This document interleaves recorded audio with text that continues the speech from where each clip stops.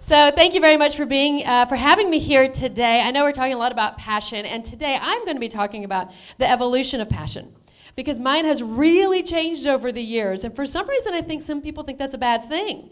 And I'm here to say it's not, and that your passion can evolve over time. And I'm a storyteller. No matter what industry I've been working in, I have been a storyteller all my life. And so today I'm going to tell my story, because this is what I do, this is what I share, and this is what I like to talk about. And so when I was in TV news, I was a TV news anchor for 11 years at the ABC affiliate in Little Rock, KATV, and I used the name Muñoz, which is my mother's maiden name, one of my mother's maiden names. I was Christina Muñoz at the time.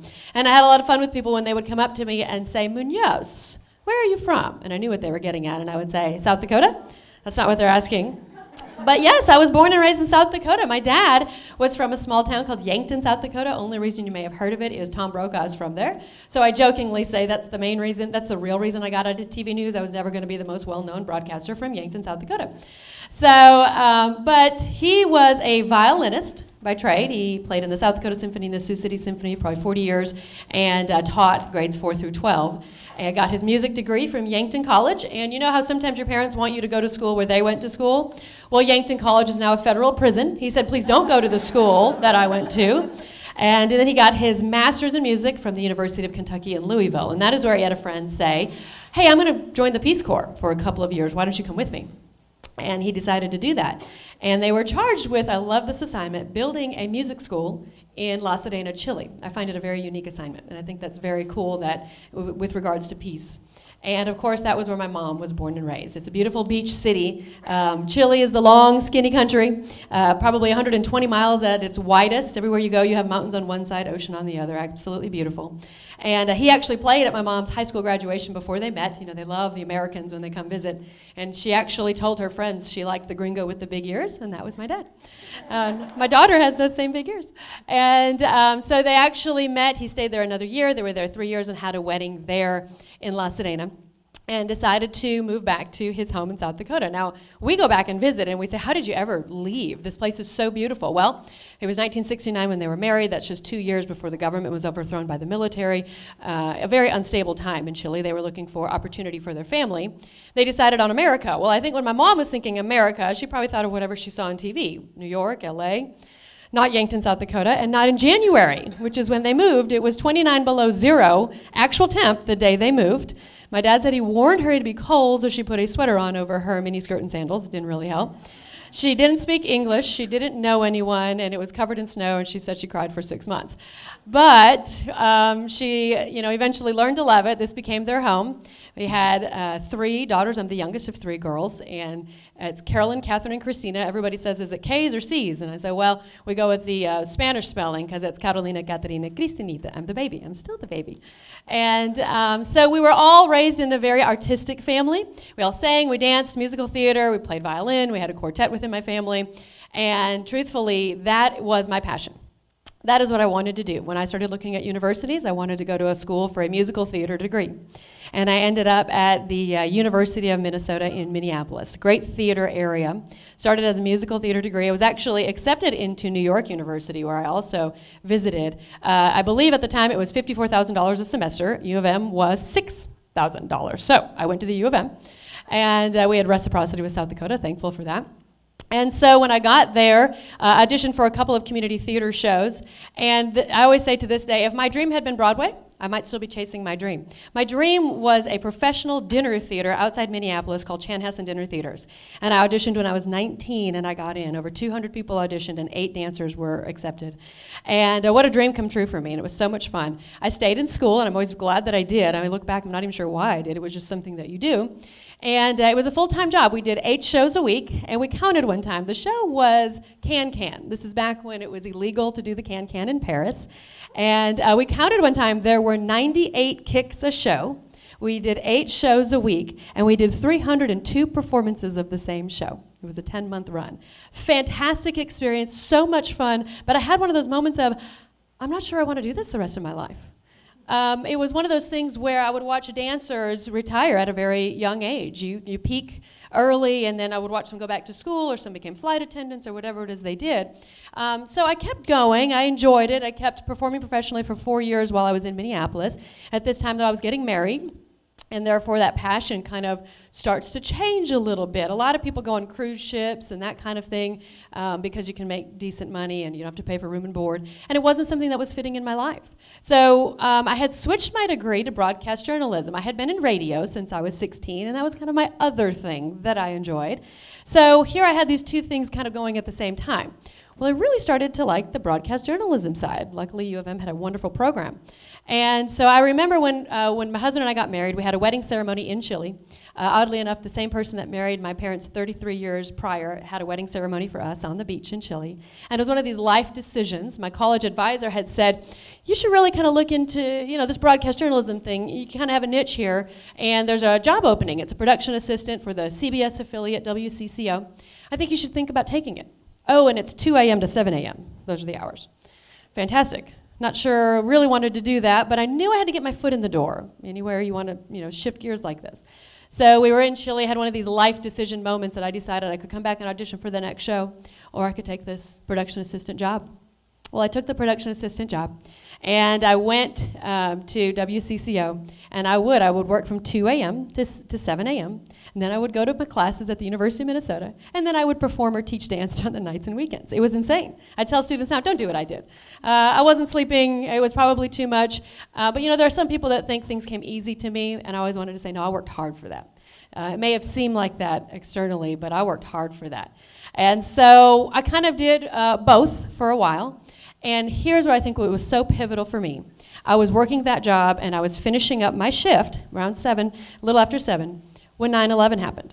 And boy, what a huge impact that had on me. As a production assistant, my job was to do whatever the anchors needed. Get them their scripts, get them their coffee, whatever I could do to help make the newscast run smoothly. So when that first plane goes in, now if you've ever been in a newsroom, we all have TV sets, it used to be the big TV squares on all of our desks, and everybody saw that happen and thought, wow, that's a horrible story for New York City. But it's a New York City story. We moved along our day. When that second plane went in, if you've ever been in a newsroom, they're never quiet. You have scanners buzzing and blaring. There's always noise going on. And it was quiet for about 3 beats. And then everything kind of went crazy. And it was that realization that this is not a New York City story. We're under attack. And this is all of us. And Minneapolis had an election that day, and they had to decide, are we going to go vote? Are we not? We had to get the mayor on. We had to get the governor on, and I was helping doing that. I was helping get the guests on. We would break in from the national coverage. It was one of those days where I felt like we were really helping inform the public about what was going on. And that made me go, this is what I want to do. That was it. That's what gave me the spark, that passion of, I want to go do this. And so I did. From there, went on to be a reporter in Duluth, Minnesota. Now I'm just, hours from Canada. It was very cold. It was the CBS affiliate up there, KDLH. Did that for a year. And it was so funny that we never had any intention of going. My husband's a rock climber, and the rock climbing there in Duluth is amazing. It's right off Lake Superior. It's like sea cliffs. You get lower down and climb up. It's beautiful, absolutely beautiful. Really cold, but beautiful in the summer. And had no intention of leaving, and then a friend of mine from the station got a job in Green Bay, Wisconsin. Now, if you know anything about the TV markets, they're all numbered, 1 through 210, 1 being New York, 2 being LA, 3 Chicago, all the way down. Duluth was 136, it's what we call small market, which I always advise because you're going to make mistakes, so you may as well do them in front of less eyeballs. So that was my small market experience, had a great experience. Green Bay was that middle market, Market 69. And I went over there because I was on someone else's tape, and they gave me a job offer, and it was one of those things that didn't feel right. I said, maybe it's because I'm a Vikings fan. I can't live in Packer country. I don't know. It just didn't feel quite right. Not a lot of rock climbing, and that was a concern for my husband. But I didn't want to say no. So I picked up the phone, and I called the anchor that was in Minneapolis at the time when I was there. Her name's Randy Kay. She's now on CNN, Anderson Cooper 360. And I said, where did you work your middle market, your medium market job? She said KATV in Little Rock, Arkansas. She was only here 18 months. It was back in 91. She got to cover the Clinton election. She was actually a Peter Jennings pick. Peter Jennings was here covering Clinton, and she had not been on camera, but had told my news director she needs to be a reporter. Of course, my news director said, sure.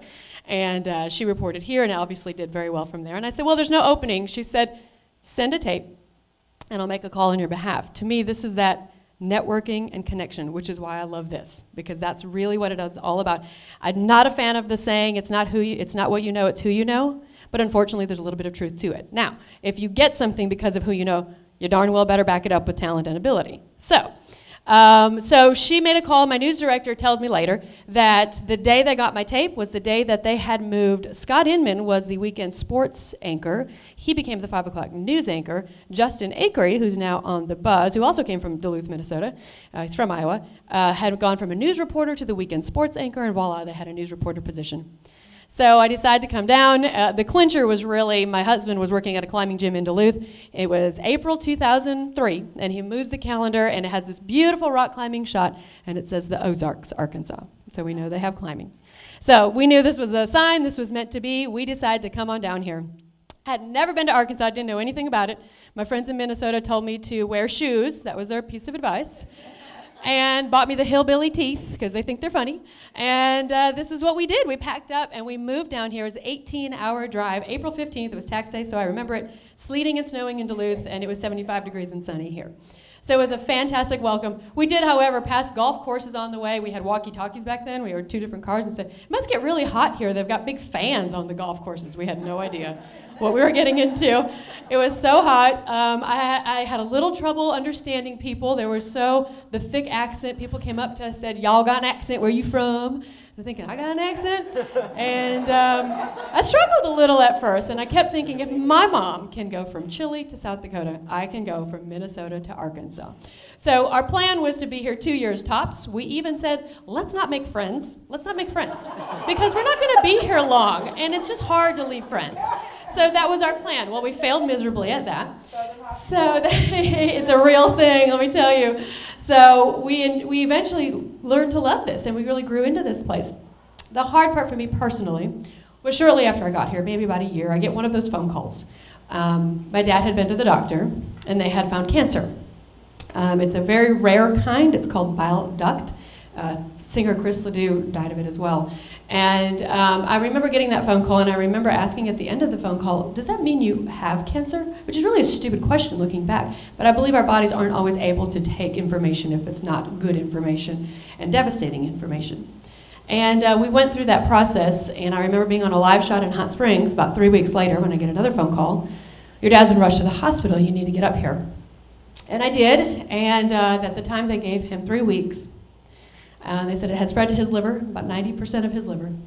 And he sat us all down, and he told us 3 things. And he said, 1, he was glad it was him and none of us. 2, he had lived a very good life. He was passionate about violin, and he had got to do that all his life. And 3, he wasn't mad at God. And that was unusual for my family. We didn't talk about God, we didn't pray. Sometimes people say that's the difference between the North and the South, I'm not sure. But it wasn't something that, we went to church, but we didn't talk about it.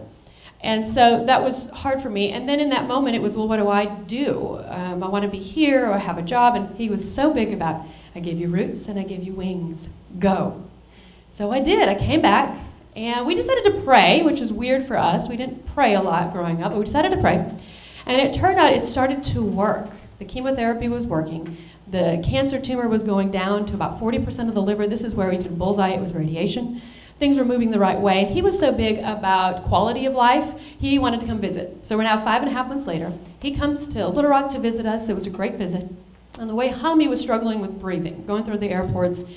Mom wasn't sure what was going on, so he took him straight to the hospital, and they thought it might have been pneumonia, it might have been a collapsed lung. He ended up being there 3 weeks, and I get one of those other phone calls.